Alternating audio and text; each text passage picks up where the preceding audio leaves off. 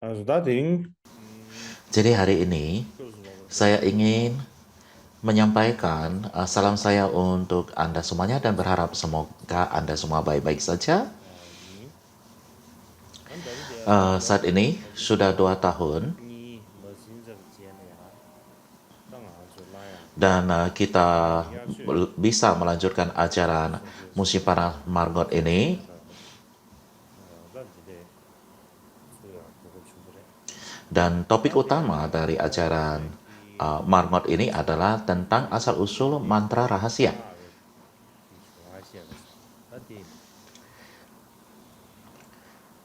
Jadi kita berbicara tentang asal-usul mantra rahasia. Ini adalah judul yang kita berikan.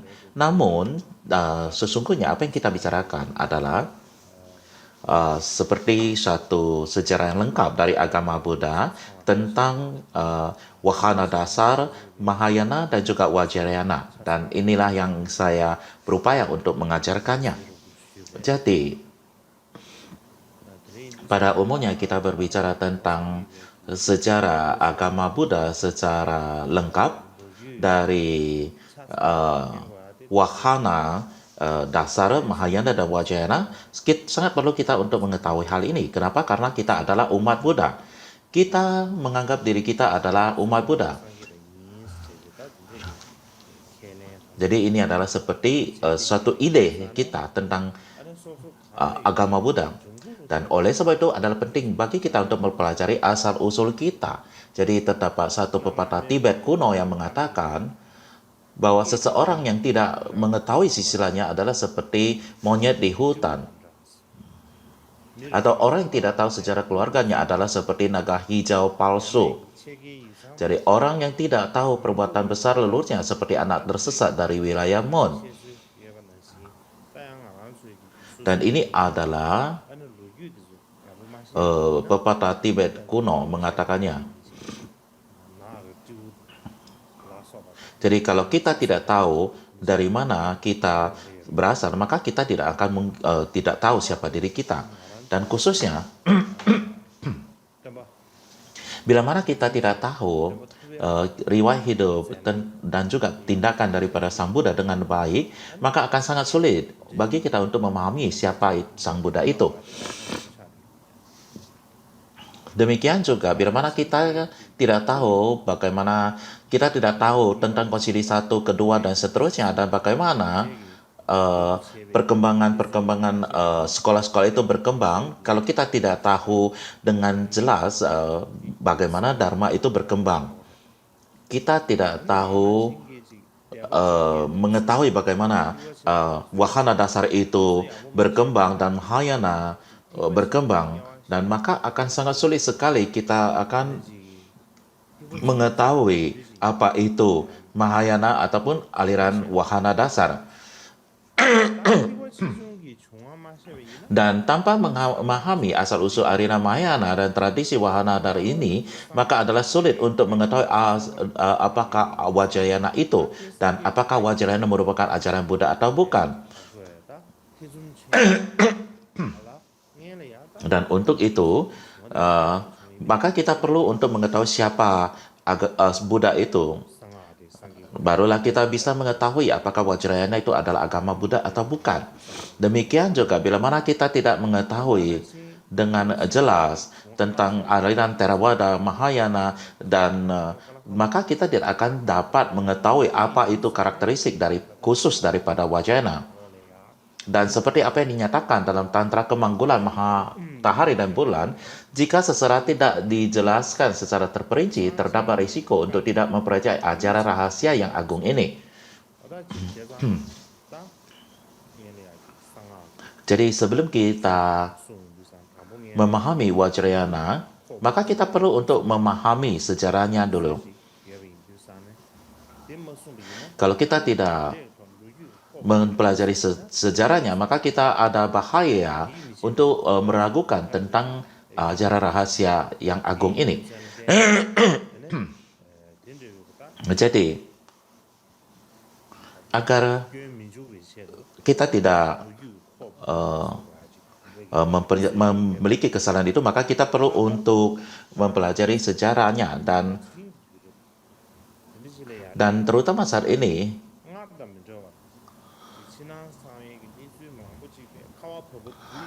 Jadi terutama pada saat ini ya, kita memasuki era informasi di mana semua jenis informasi baik internal maupun eksternal tersedia dengan sangat mudah, dan oleh sebab itu kita benar-benar harus mengenal daripada atau mengetahui tradisi kita, dan selain daripada itu juga penting bagi kita untuk memahami pendekatan tradisi kita melalui pendekatan modern dan penelitian sejarah dengan cara berpikirnya modern. Bila mana kita mengabaikan hal ini dan kalau kita menganggap itu tidak penting, maka kita akan berisiko dicap terbelakang dan juga berpikiran tertutup.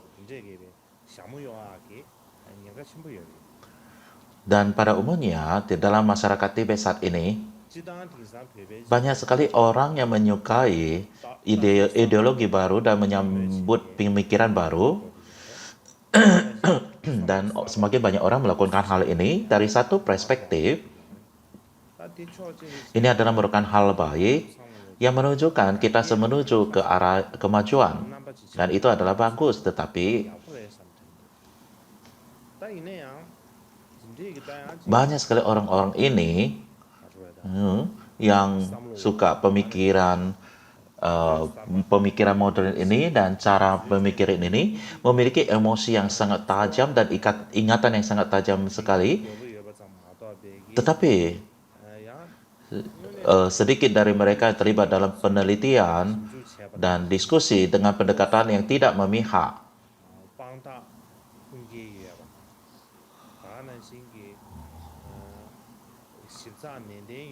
Dan terutama seperti diskusi yang dilakukan orang-orang modern saat ini. Jadi inilah yang saya rasakan saat ini. Dan khususnya kita sebagai suku atau bangsa Tibet, budaya kita, bahasa kita menghadapi berbagai tekanan baik internal maupun secara eksternal. Dan karena kita berada dalam tekanan itu, maka kita butuh untuk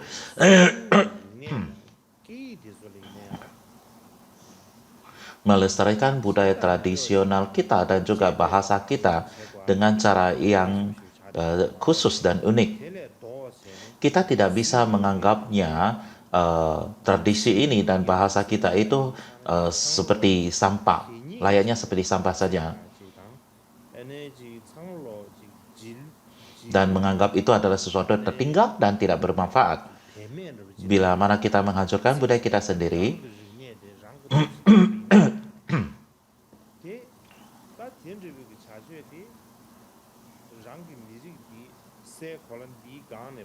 itu sama halnya seperti menghapus suku kita dari planet ini.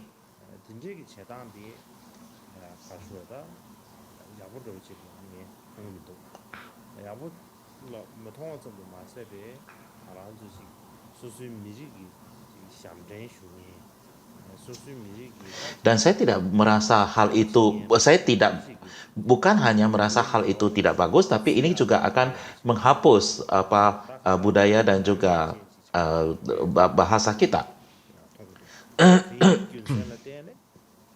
Jadi dalam salah satu perspektif, tradisional, budaya, bahasa itu adalah kita anggap itu sesuatu yang penting, dan kita benar-benar harus menganggapnya sebagai yang penting, dan kita harus menghargainya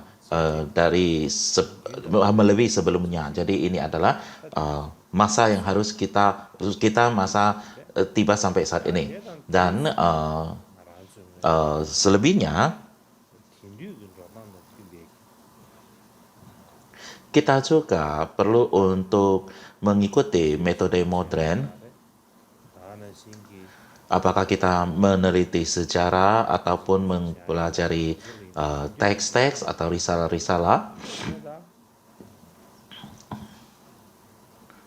Ya, jadi ini seperti cara baru untuk mempelajari dan sangat penting bagi kita untuk memperhatikan hal-hal ini, dan saya rasa ini adalah hal penting bagi kita semuanya. Dan berikutnya,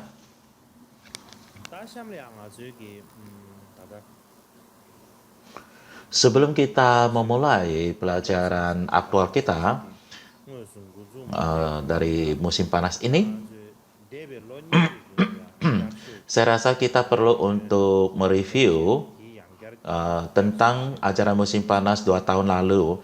Jadi tahun pertama ajaran musim panas itu adalah pada tahun 2021.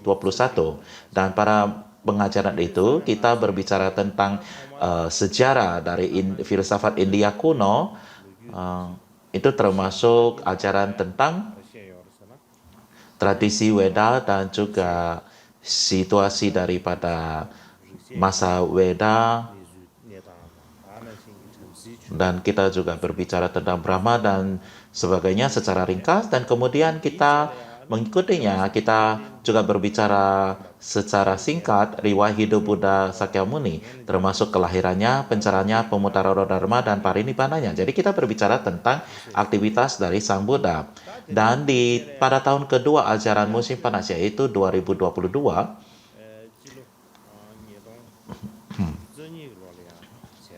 kita berbicara tentang situasi setelah Buddha parinibbana. Jadi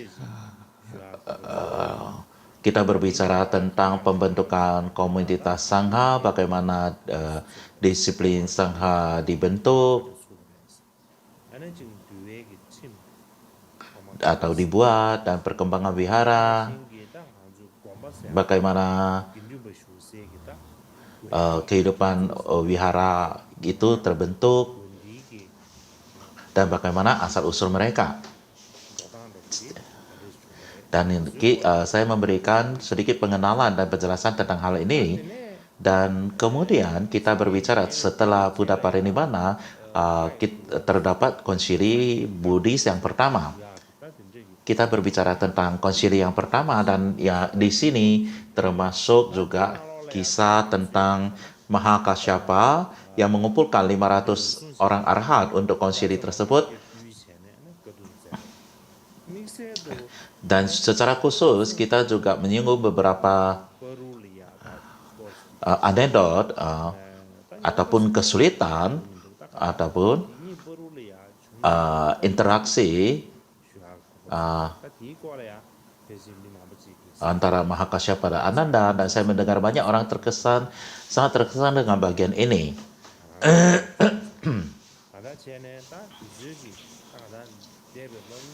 Jadi bagaimanapun juga ini adalah topik yang kita bicarakan 2 tahun di depan. Jadi itulah yang saya rasa di sini saya review dulu. Dan tahun lalu kita tidak bisa mengadakan pelajaran musim panas. Jadi tahun lalu tidak ada. Dan untuk alasan itulah, jadi sudah hampir 2 tahun dan saya bisa melanjutkannya lagi. Dan kita mempunyai kesempatan untuk melakukan pengajaran musim panas yang ketiga. Jadi, dan topik-topik yang akan kita cover untuk tahun ini akan saya tunjukkan di sini, di layar pada Anda semuanya.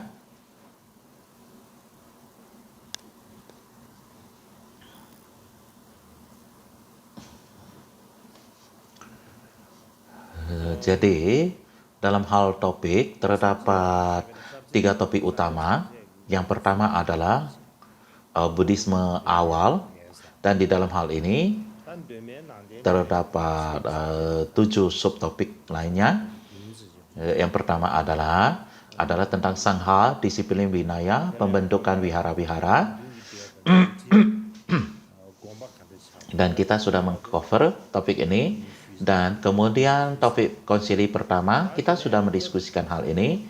Dan kita berada di ketiga, yaitu kitab-kitab suci agama Buddha pada Buddhis awal. Dan di dalam hal ini, terdapat agama Buddha awal dan zamannya, Yang kedua adalah perkembangan kitab-kitab suci agama Buddha awal, sutra-sutra dan Vinaya bahasa di dalam konsili-konsili, dan juga pokok-pokok ajaran agama Buddha awal yang terkait dengan mantra rahasia. Jadi ini adalah merupakan subtopik daripadanya. Dan yang keempat dari 7 topik ini adalah agama Buddha setelah parinirvana. Yang pertama adalah konsili kedua dan perpecahan menjadi aliran-aliran utama. Dan yang kedua adalah agama Buddha pada masa Asoka dan konsili ketiga. Dan kemudian penentuan tanggal atau waktu parinirvana. Jadi ini adalah subtopiknya.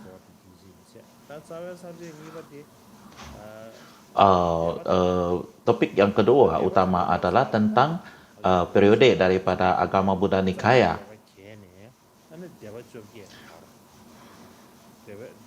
Itu adalah tentang bagaimana agama Buddha terjadi perpecahan di antara Sangha dan berkembang menjadi 18 aliran.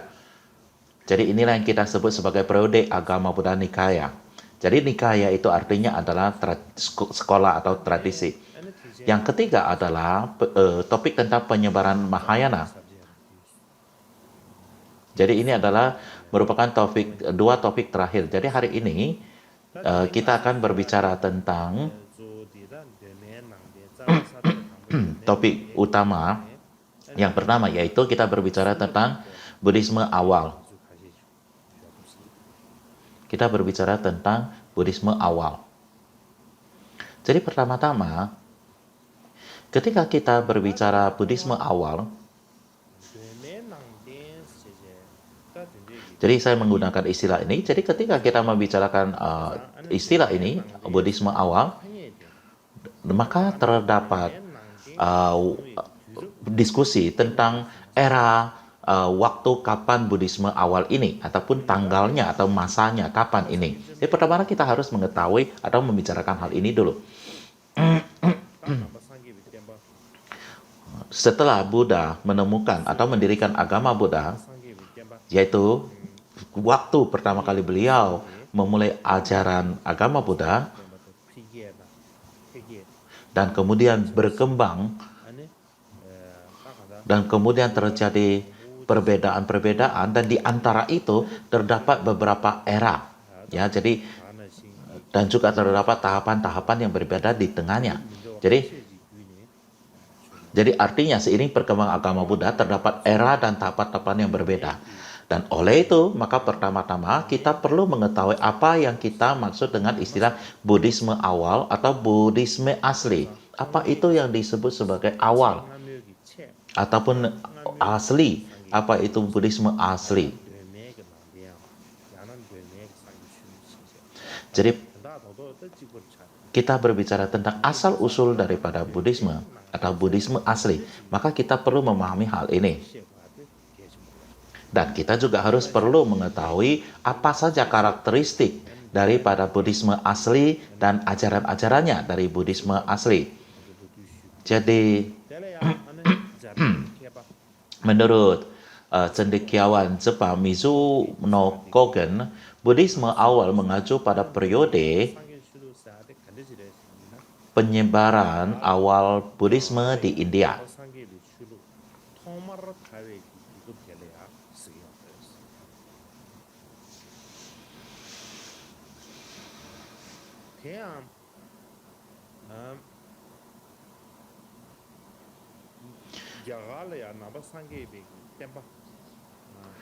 Dari masa pertama kali Buddha berkembang di area, maka melalui dan pada setiap era dan tahapan, maka akan terdapat sedikit perbedaan ajaran ataupun karakteristik daripada dalam agama Buddha. Dan oleh sebab itu maka kita dapat membedakan ataupun membagi agama Buddha itu menjadi beberapa era. Dan karena agama Buddha itu memiliki beberapa fitur, karena kan masing-masing fitur itu muncul pada masing-masing waktu, maka kita membagikannya menjadi beberapa era ataupun masa atau kategori. Dan bagaimana kita membagikannya? yaitu yang pertama adalah Buddhisme awal atau Buddhisme asli. Yang kedua adalah masa agama Buddha Nikaya. Jadi ini adalah masa di mana 18 aliran berkembang dan mengikuti hal itu, yaitu penyebaran daripada agama Mahayana ataupun tradisi Mahayana. Dan ini juga dapat kita bagi jadi dua bagian, perkembangan Mahayana awal dan perkembangan Mahayana akhir. Dan Mahayana awal itu adalah pada prinsipnya adalah masa di mana keberadaan Wahana Dasar dan Mahayana secara bersamaan muncul ataupun berkembang bersamaan. Dan saat ini Wahana Dasar dan Mahayana masih belum benar-benar terpecah menjadi pecah dua, tapi masih boleh dibilang bersatu, dan Mahayana akhir. Dan pada saat ini Mahayana akhir itu adalah banyak sekali muncul tradisi-tradisi atau sekolah-sekolah Mahayana.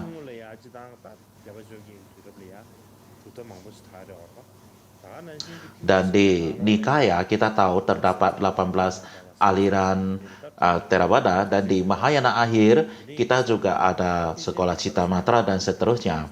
Dan Mahayana akhir itu adalah zaman di mana banyak sekali katanya itu adalah periode Mahayana tengah, dan kemudian adalah Mahayana akhir, dan kemudian di antara Mahayana itu sendiri ajaran Mahayana Vajrayana itu mulai berkembang. Jadi Mahayana awal yaitu keberadaan Wahana Dasar dan Mahayana secara bersamaan, dan kemudian terdapat perkembangan Mahayana akhir di mana periode Vajrayana berkembang. Jadi dengan demikian kita bisa membayangkan ataupun mengatakan bahwa perkembangan agama Buddha masing-masing era memiliki fitur tertentu.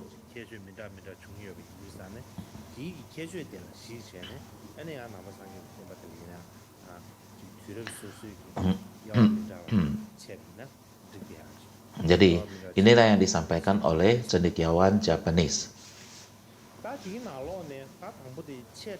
Jadi agama Buddha yang paling awal itulah yang disebut agama Buddha awal atau agama Buddha asli. Ini harus dipahami sebab era Buddhis ini adalah, atau kita sebut sebagai agama Buddha awal, itu adalah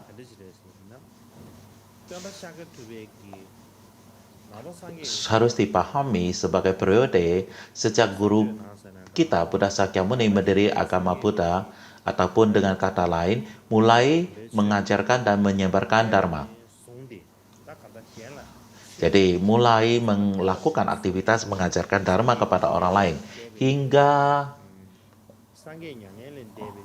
sampai satu titik, yaitu 100 atau 200 tahun setelah Buddha Parinibbana, yang dimana hingga terjadi perpecahan aula aliran-aliran Buddha.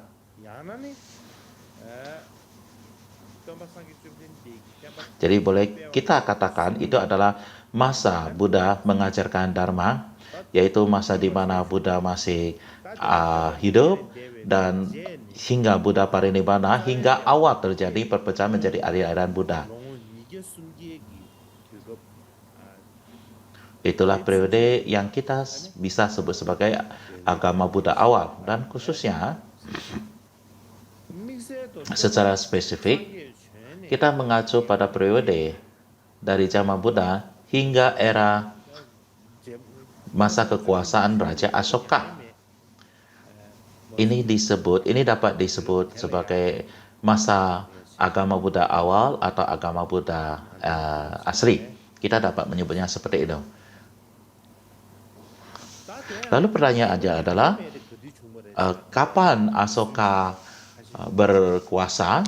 Jadi menurut sejarah lisan dari Sri Lanka adalah lahir lebih dari 200 tahun setelah Parinibbana Buddha.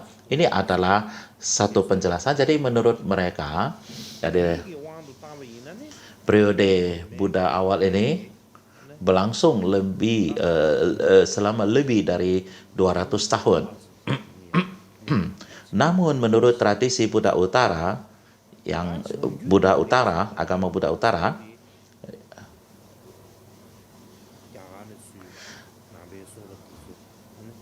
yaitu tradisi yang agama Buddha yang diterjemahkan dari Sanskerta ke Chinese, dan menurut inilah yang disebut sebagai tradisi Utara.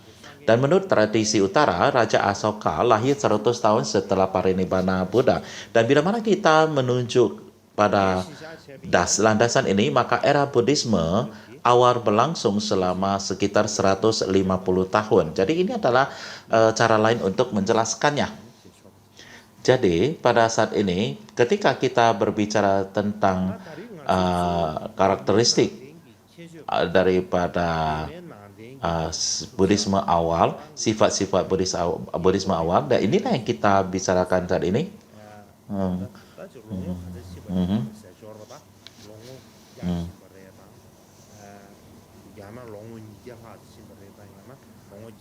Dan untuk sementara waktu kita tidak perlu berbicara tentang masa berapa ratus tahun, ribuan tahun hal ini berlangsung, karena saya pernah sebutkan, bila mana kita memiliki kesempatan, kita akan membahas tentang tanggal dan waktu parinibbana Buddha. Bila mana kita dapat membahasnya, kita mempunyai waktu untuk membahas hal itu, dan kita dapat membahasnya secara perinci, dan di situ kita bisa mendiskusinya apakah Asoka itu lahir setelah 100 atau 200 tahun lebih setelah parinibbana Buddha. Jadi secara ringkas atau singkatnya, sejak saat Buddha Sakyamuni mendirikan agama Buddha hingga periode sebelum perpecahan sekolah-sekolah awal, inilah inilah yang disebut sebagai masanya agama Buddha awal.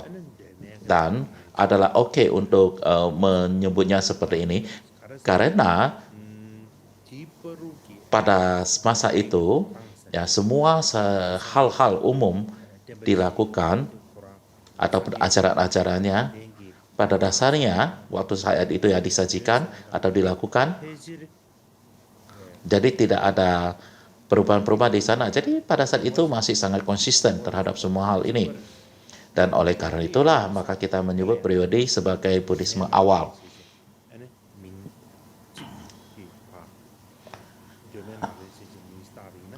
Jadi inilah alasan kenapa menyebutnya sebagai Buddhisme era awal. Jadi itu berbicara tentang istilah umum, dan secara akademik maka mereka membagikannya menjadi dua bagian lagi. Jadi mereka membagi era awal Buddhisme menjadi dua bagian. Dan siapa orang yang membuat perbedaan ini? Mereka membagikan Buddhisme awal menjadi dua bagian. Apa saja itu? Yang pertama adalah periode ketika Buddha Sakyamuni dan juga murid-murid langsungnya masih hidup. Inilah Buddhisme, inilah yang disebut sebagai Buddhisme asli ataupun Buddhisme dasar. Karena pada saat itu Buddha masih hidup dan masih murid-murid langsungnya ada saat itu. Itu adalah disebut sebagai Buddhisme awal, asli, dasar, dan sebagainya. Yang kedua adalah pada saat Buddha sudah tidak ada di sana dan juga murid-murid langsungnya juga sudah tidak ada lagi. Dan mulai dari saat itu hingga masa perkembangan sekolah-sekolah lain, dan inilah yang kita sebut sebagai Buddhisme awal dalam arti sempit. Jadi secara umum ketika kita berbicara tentang Buddhisme awal, kita dapat mengatakan sejak awal Buddha mengajar sampai terjadinya awal mula berdiri segala sekolah-sekolah lain. Dan kalau kita dan ada lagi perbedaan, yaitu Buddhisme asli primitif dan juga Buddhisme awal dalam arti sempit, yaitu sejak Buddha meninggal, murid-murid langsung sudah wafat, sampai awal terjadinya tradisi-tradisi.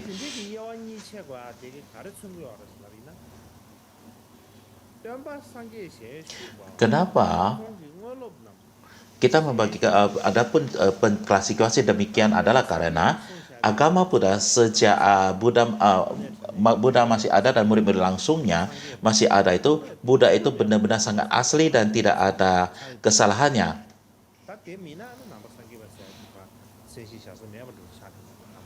Jadi inilah kita sebut kenapa disebut sebagai Buddhisme asli ataupun Buddhisme asal. Jadi ini adalah masa waktu Buddha hidup. Dan juga demikiannya ketika murid-murid langsung Buddha menjelaskan ajaran-ajarannya, itu juga seperti landasan ataupun fondasi ataupun dasar untuk agama Buddha. Jadi oleh sebab itu maka adalah cocok bahwa kita menyebutnya sebagai Buddhisme dasar ataupun fondasi. Kemudian setelah Sang Buddha wafat dan juga murid-murid langsungnya wafat, setelah itu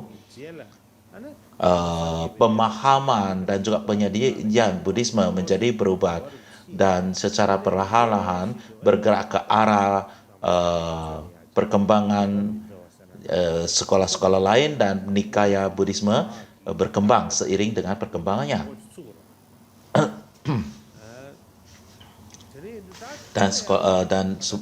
Dan bergerak ke arah itu.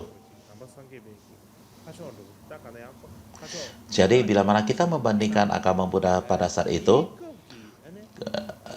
di mana Buddhisme asli, jadi Buddhisme selama masa Buddha, Sang Buddha, dan juga murid-murid langsungnya, dan bila mana kita membandingkan masa Buddhisme ke periode lain, maka terjadi beberapa perubahan. Maka inilah yang kita sebut sebagai Buddhisme awal dalam arti yang lebih sempit. Jadi bagaimanapun juga di dalam studi Buddhis kita bisa membuat perbedaan yang ketat, membagi Buddhisme awal dalam arti yang luas menjadi dua tahap.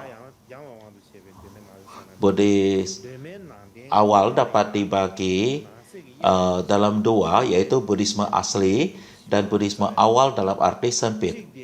Bila mana kita membagi Buddhisme awal ataupun Buddhisme asli itu menjadi dua bagian, yaitu Buddhisme asli satu dan Buddhisme awal dalam arti sempit, itu juga sangat benar, sangat oke sekali. Kenapa? Karena ini adalah mendekati fakta sejarah. Ya, tidak ada masalah untuk membagi perbedaan agama Buddha demikian itu. Tetapi ada masalah dalam hal ini bila mana kita membaginya seperti itu, bila mana kita mengacu pada kitab suci yang agama Buddha yang kita miliki saat ini,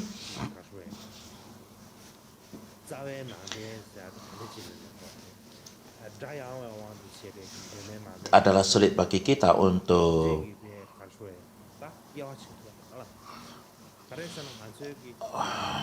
kita sulit juga membagikan ajaran mana yang termasuk kategori Buddhisme asli, ajaran mana yang termasuk ajaran Buddhisme awal dalam pengertian sempit dan sebagainya, karena kita tidak mempunyai informasi secara detail tentang hal ini,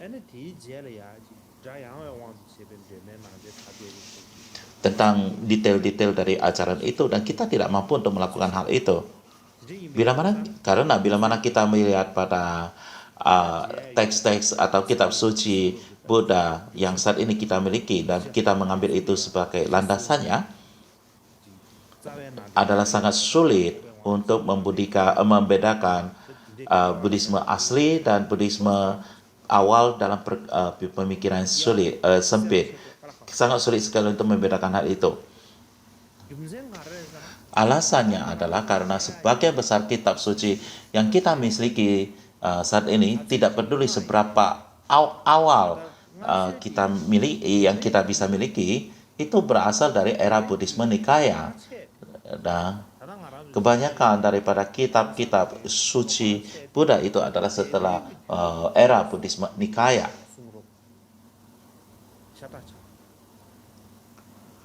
Jadi itu adalah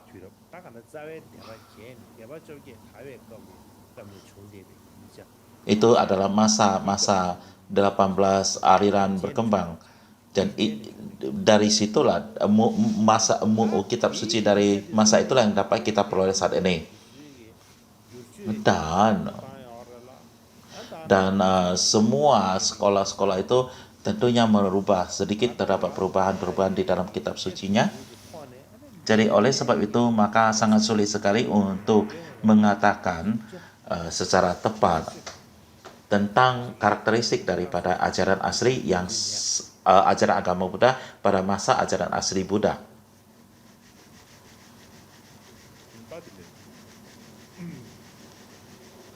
Jadi umumnya ketika kita berbicara tentang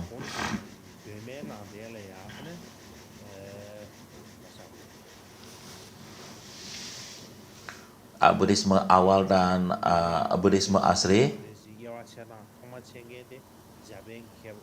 dan hal ini mungkin pertama kali diujukan oleh atau didiskusikan oleh Dr. Hakuju Ui dari Jepang. Dan hal ini dibahas dalam pembelajaran filsafat India dalam volume kedua.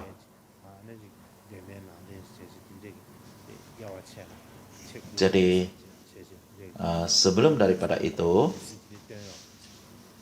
terdapat cendekiawan Jepang Dr. Anesaki yang menyebutnya Buddhisme asli sebagai Buddhisme fundamental, dan terdapat cendekiawan Jepang lainnya yang bernama Aneto Masuharu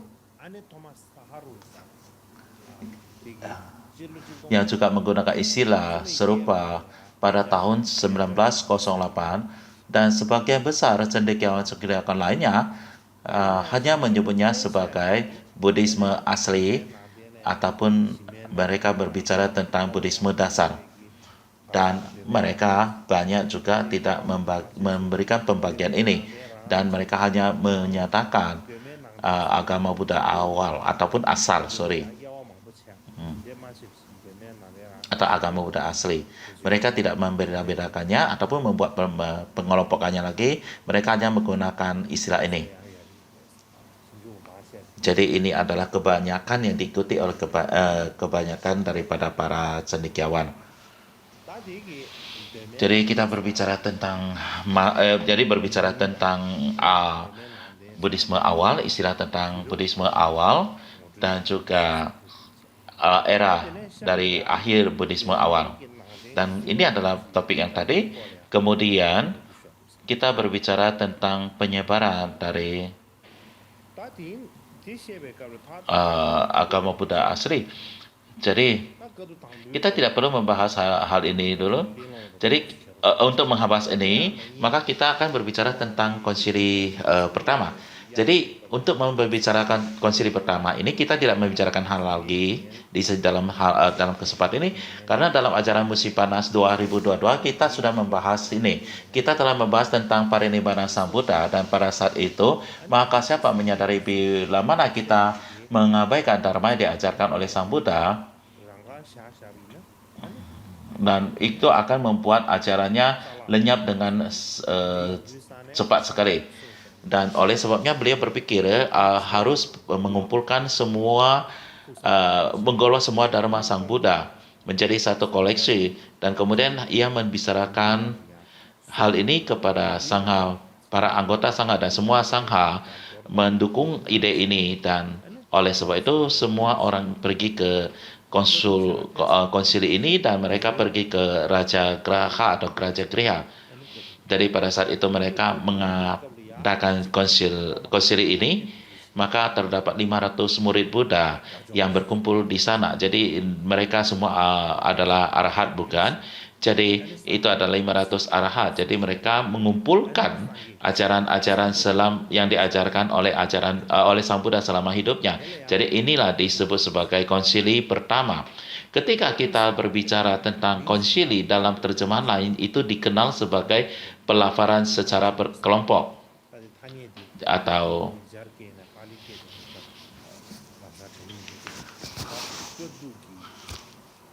jadi bagaimanapun juga nama lain untuk konsili adalah pelafaran kelompok.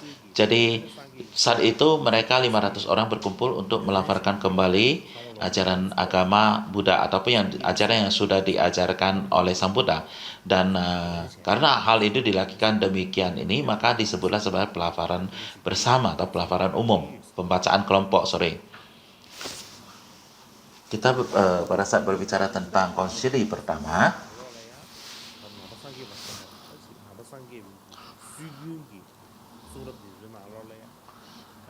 jadi kitab-kitab suci kuno merekod bahwa terdapat konsili pertama ini, tetapi ada orang-orang peneliti yang mengatakan sesungguhnya tidak ada konsili Sangha pertama ini atau konsili pertama ini. Tetapi ketika kita berbicara melihat pada kitab-kitab suci dari berbagai sekolah tradisi, maka di sana jelas disebutkan tentang konsili pertama ini. Jadi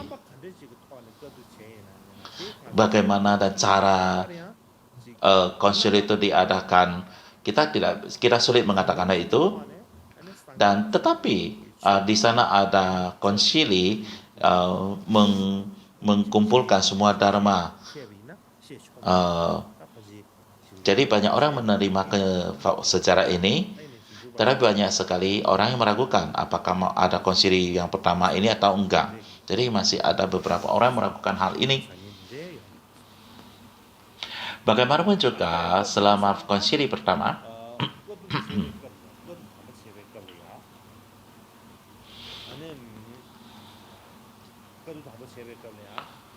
jadi selama konsili pertama kita mempunyai 3 pitaka, bukan? Pitaka untuk atau keranjang, bukan? Ada yang Vinaya, untuk Vinaya, Sutta, dan juga Abhidhamma.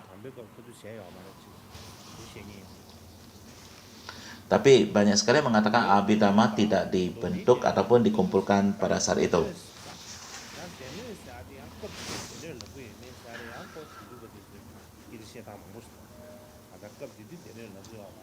Jadi mungkin saat itu orang belum menggunakan pitaka. Jadi pada saat itu mereka menyebutnya sebagai Vinaya dan Sutta. Jadi kita berbicara tentang Dharma atau Sutra. Dan orang yang membacakan ajaran atau Dharma atau Sutra, itulah yang dibacakan oleh Ananda, pelayan Sang Buddha. Sementara untuk aturan monastik dibacakan oleh orang memiliki pemahaman yang sangat mendalam sekali tentang Vinaya, itu adalah Upali. Dan pada saat itu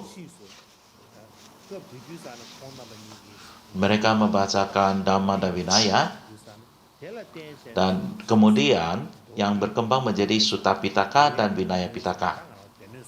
Jadi dasar landasan untuk Sutta Pitaka dan Vinaya Pitaka yang kita bicarakan saat ini adalah yang dibacakan oleh kedua orang ini pada saat itu, yaitu pada konsili pertama ini.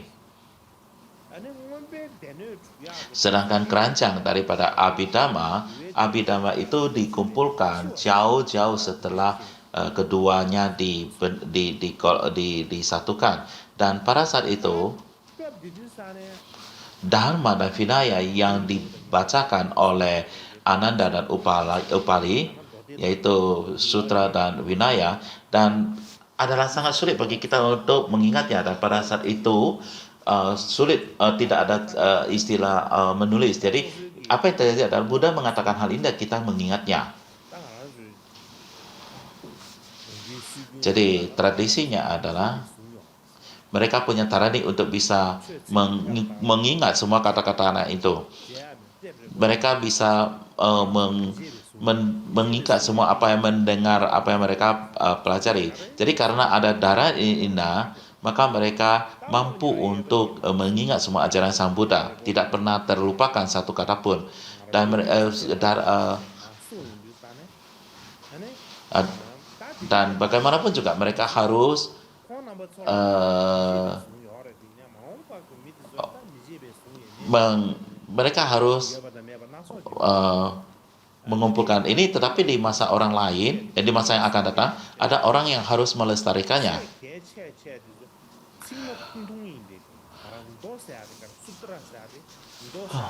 Jadi,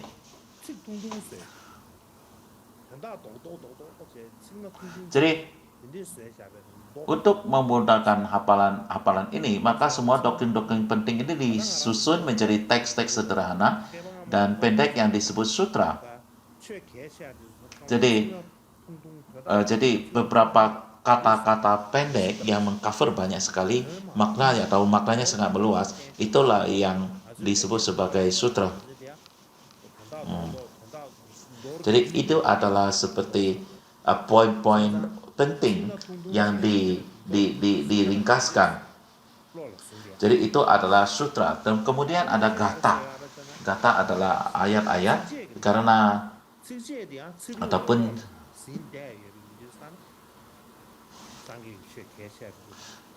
karena gatha ini lebih mudah dimikat, maka banyak ajaran agama Buddha dirubah menjadi dalam wujud gatha. Jadi saat itu mereka mengandalkan daya ingat, jadi mereka membuat semuanya agar menjadi mudah untuk diingat. Jadi kita membuat sutra-sutra itu menjadi makna yang sangat padat ya, untuk bisa mudah untuk dihafal. Dan namun bagaimanapun juga pada saat itu, baik itu dalam sutra maupun syair-syairnya, maka terdapat tambahan sana sini di situ. Kadang-kadang ada tambahan sedikit tentang penjelasannya dan sebagainya.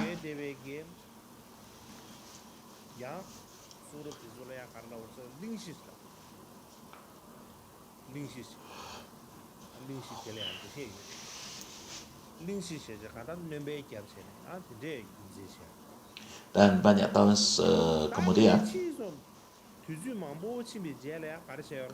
dan terdapat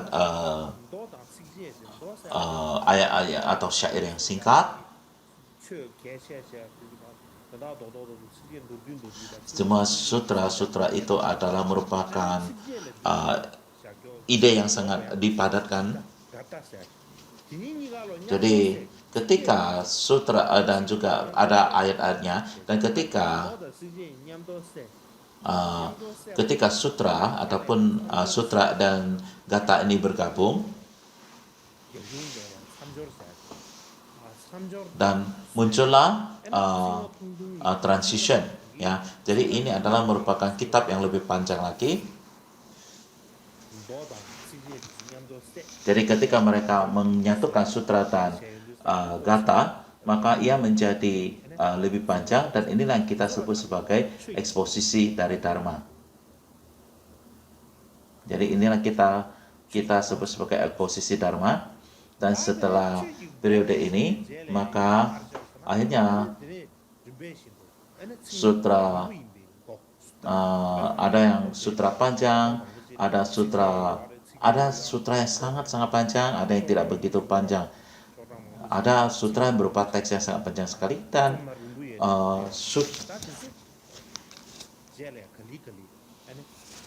jadi pada umumnya ketika kita berbicara tentang sutra, sutra artinya itu adalah seperti benang. Kenapa? Karena ia adalah, kita mempunyai kata-kata banyak, kita membuatnya menjadi kata yang ringkas, dan kita menjadikannya seperti benang ya jadi kita jatuhkan dengan benang itu. Jadi sama seperti kalau kita punya batu-batu permata, kalau kita ingin menyatukannya, kita perlu untuk memakai benang itu untuk menyatukannya. Jadi itulah yang maksud daripada sutra itu, yaitu menyatukan bagian-bagian penting dari satu ajaran. Jadi sutra juga pada awalnya bermakna adalah presentasi daripada makna yang ringkas. Jadi kemudian dari situ sutra berkembang terus hingga menjadi teks yang lebih panjang, yang mana isinya jauh lebih ekstensif ataupun topik yang ekstensif. Tetapi ini adalah merupakan sutra di pemahaman di kemudian hari.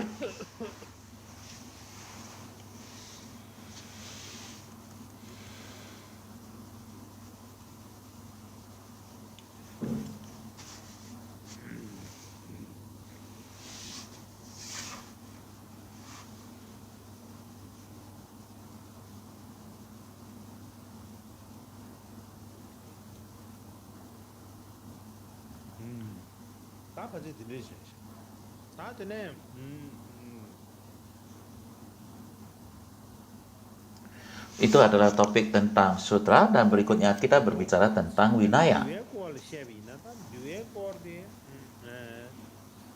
Sila disusun sangat awal-awal sekali.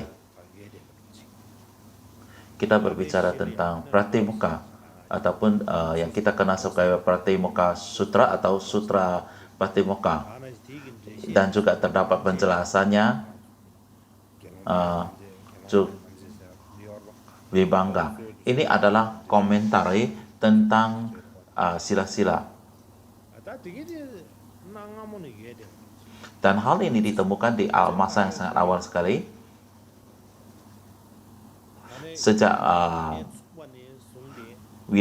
kehidupan monastik terbentuk, ada sangha saat itu, dan karena ada sangha, komunitas sangha dan ada anggota sangha,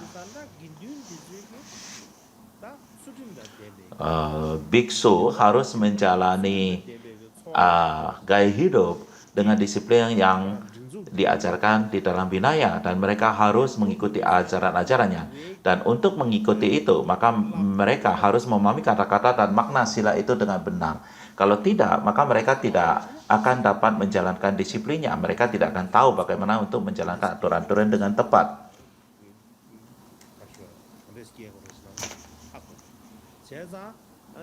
Jadi agar bisa hidup dengan tepat sebagai wiharawan, maka mereka harus tahu sila dan winaya itu.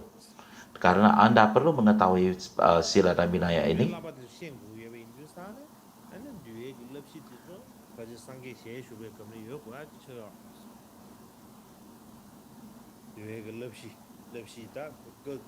jadi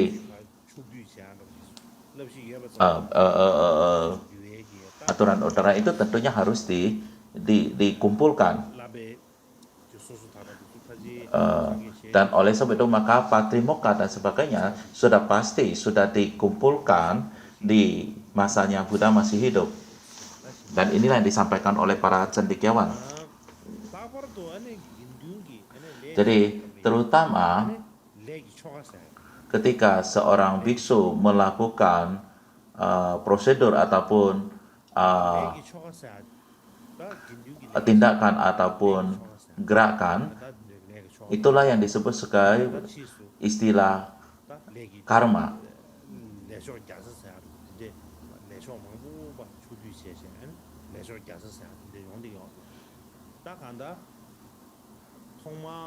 Dan di kemudian ada yang menyusun menjadi apa yang kita kenal sebagai 101 karma.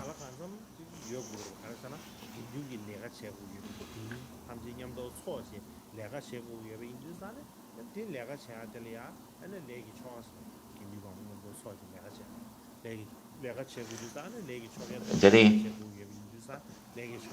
karena Anda melakukan tindakan apapun, Anda harus perlu prosedur dan juga aturan untuk melakukannya. Dan oleh sebab itu maka sejak awal aturan-aturan ini semua sudah harus ada. Jadi di kitab suci itu, kitab kuno itu terdapat dibagi menjadi 101 karma, dan kemungkinan semua ini disusun dan yang kemudian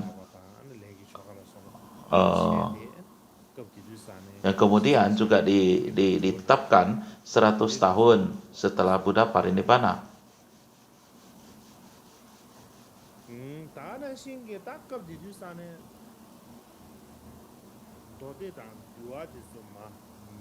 Demikian juga pada saat itu sangat penting untuk melestarikan Dhamma, Sutra, dan Vinaya pada saat itu.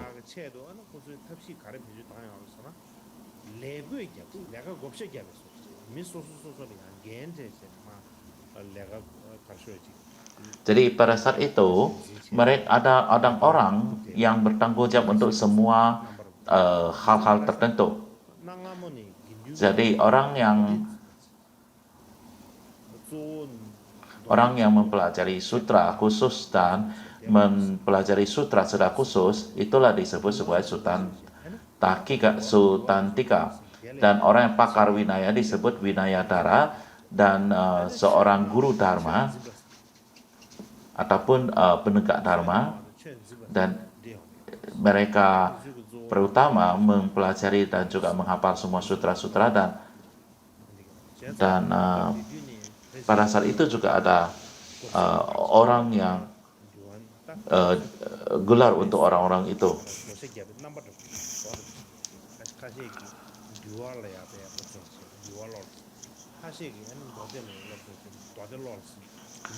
Jadi ada yang belajar sutra, ada yang belajar vinaya, dan karena adalah sulit bagi satu orang untuk mengerjakan semua ini, maka semua hal ini dibagi menjadi beberapa orang ataupun masing-masing menjadi orang yang bertanggung jawab. Jadi inilah bagaimana vinaya, perkembangan vinaya dan juga sutra itu. Jadi sangat sulit sekali untuk mencari jejak daripada perkembangan dan juga perubahan yang terjadi di dalam Sutta maupun Vinaya Pitaka dari yang konsili pertama.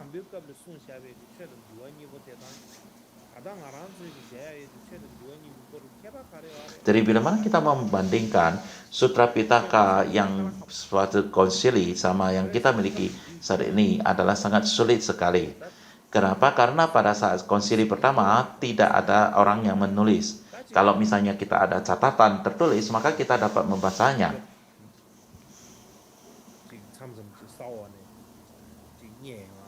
Jadi kadang-kadang kita memakai ekskavator untuk menggali tanah dan sebagainya, itu adalah bisa dilakukan, namun hal ini adalah tidak mungkin. Jadi adalah sangat sulit sekali untuk menentukan apa perkembangan dan juga perubahan yang terjadi antara sutra dan vinaya pada saat konsili pertama dengan sutra vinaya yang kita miliki saat ini. Jadi selama periode konsili pertama,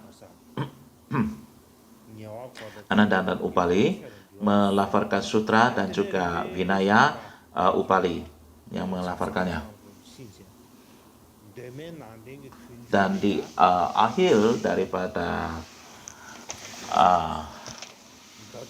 akhir Buddhisme awal itu adalah, maka pada saat itu ketika sutra berhasil dikumpulkan, maka kita sebut sebagai Sutta Pitaka, dan di akhir dari konsili, bukan era Buddhisme. Jadi itu adalah yang akhir dari konsili pertama, yaitu hasilnya adalah Sutta Pitaka dan Vinaya Pitaka. Namun bagaimanapun juga komunitas Sangha asli setelah sekian tahun mengembangkan kesesuaian, maka terjadilah menjadi dua kelompok menjadi Mahasanghika, sekolah dan Stavirada sekolah. Jadi bagaimanapun juga Sangha terpecah menjadi dua aliran, yaitu Mahasanghika dan Stavirada. Jadi karena itu menurun ajaran itu, jadi itu lebih mengarah kepada perkembangan masing-masing tradisi.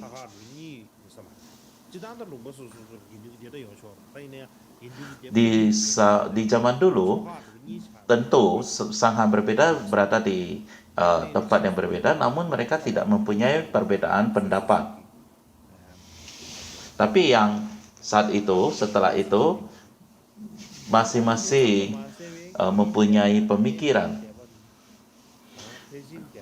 Maka mereka ada perbedaan-perbedaan ataupun terdapat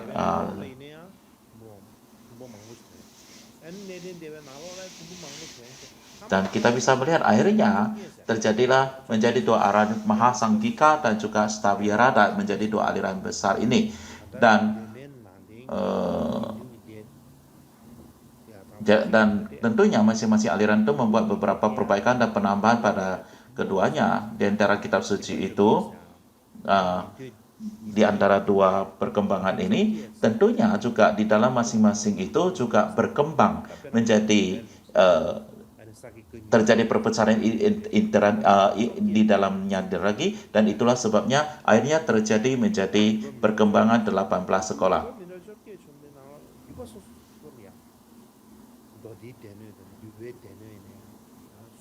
Dan mereka masing-masing mempunyai sutra dan vinaya, tetapi sumbernya adalah satu.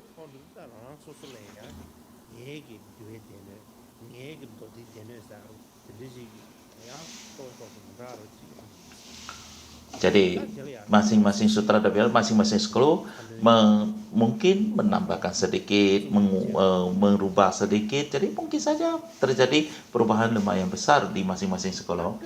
Jadi ini adalah masa di mana 18 sekolah ini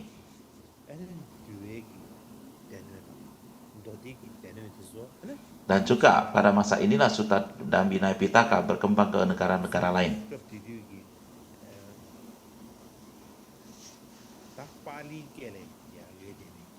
Dalam salah satu kitab yang berada dalam bahasa Pali berkembang ke Sri Lanka, dan kemudian ada yang dibawa ke Tiongkok.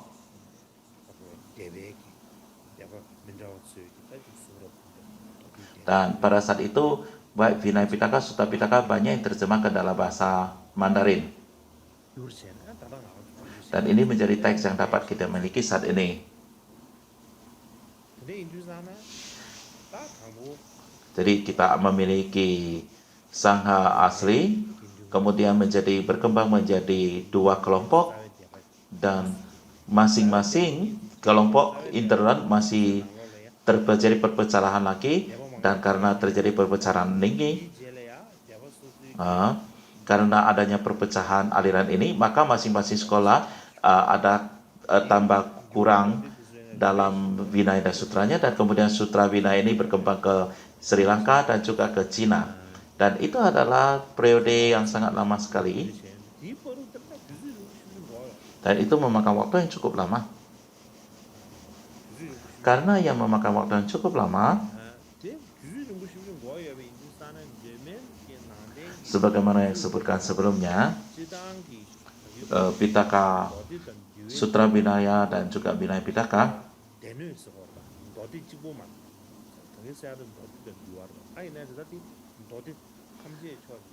jadi Sutta Pitaka adalah kompilasi daripada Sutta, Vinaya Pitaka adalah kompilasi daripada Vinaya. Walaupun mereka sudah disusun, apakah itu sama dengan Buddhisme dari masa awal? Ya, walaupun kitab Pitaka ini, kitab suci ini sudah disusun,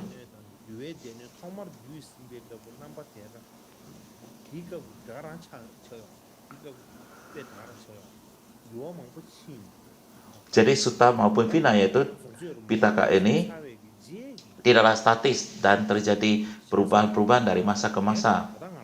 Dan apa yang kita miliki saat ini dengan Sutta Pitaka dan Vinaya original tentunya sudah berbeda. Dan mungkin saja terdapat perbedaan besar dalam hal ini. Awalnya tentunya nggak masalah. Maksudnya awal-awal untuk awal-awal ajaran kita, saya rasa ini sudah oke. Jadi tahun lalu saya sangat sibuk sekali dan saya merasa sangat lega sekali sudah bisa memulai lagi. Dan sebegitu kita mulai, ketika kita sudah mulai, itu udah berarti kita sudah mencapai kesuksesan 50%. Karena kita terus bergerak dan saya rasa hari ini sampai di sini saja dan besok kita tidak ada kelas dan lusa kita akan lanjut lagi.